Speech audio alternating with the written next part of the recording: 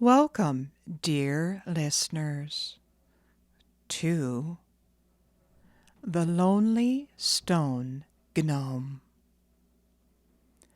Once upon a time, in the garden of an old castle, there stood a stone gnome. He had been there for a very long time, so very long that he could not even remember where he came from in the first place. You might know he was a nice little fellow with a white beard and a pointed hat, and everyone who passed by stopped to admire him. In the summer season, when the sun shone warmly and the birds and the bees flew about him, the children frolicked on the grass nearby, and he felt happy. In the cold winter, it was different. The white snow came down and covered everything, even the top of his pointed hat. Few people came to the castle. Children certainly didn't come frolicking, and for months he was miserable.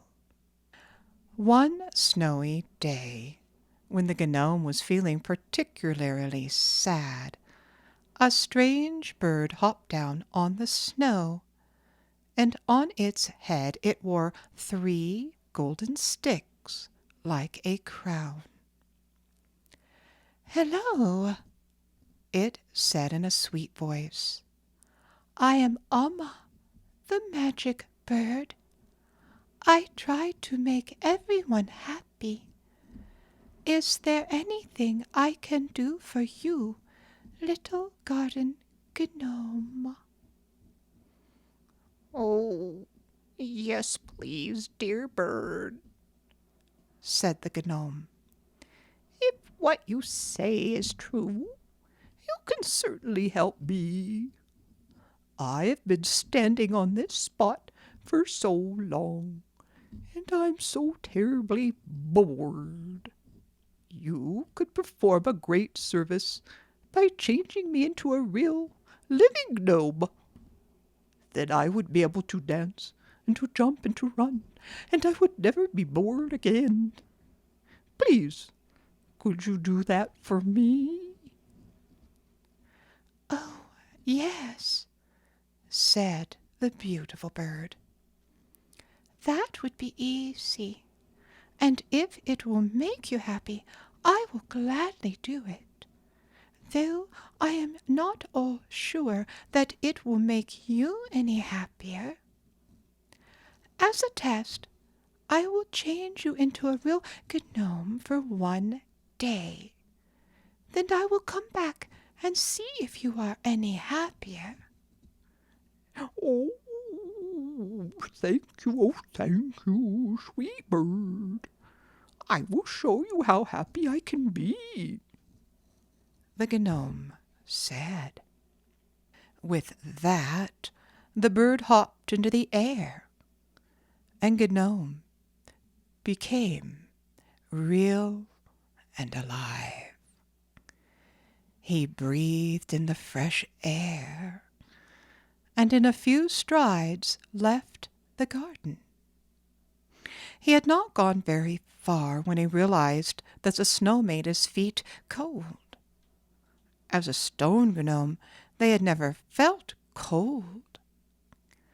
Still, he decided he would just jump and dance about to keep his feet warm. Soon all the jumping and dancing made his legs tired and quite stiff. Never before had he ever felt tired or stiff. And then he had a nasty, empty feeling in his stomach. It, for the very first time, was grumbling with hunger. He had never been hungry. "Oh dear," he thought. "this will never do. Oh dear." All altogether. He was very, very unhappy, and he did not know what to do next. He was so weary that all he really wanted to do was curl up and go to sleep. And yet he could not even do that, for he knew that he would surely freeze to death in the snow. Oh, why had he ever wanted to be a real living gnome, he wondered.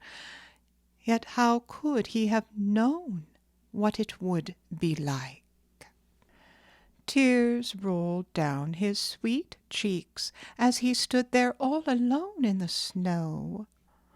Oh, how he wished that the magic bird would return. He did not want to be a real living gnome ever again.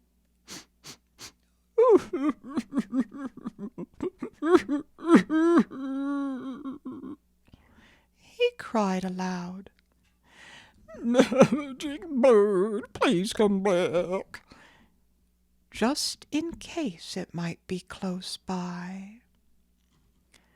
The bird, as it so happened, was miles and miles away.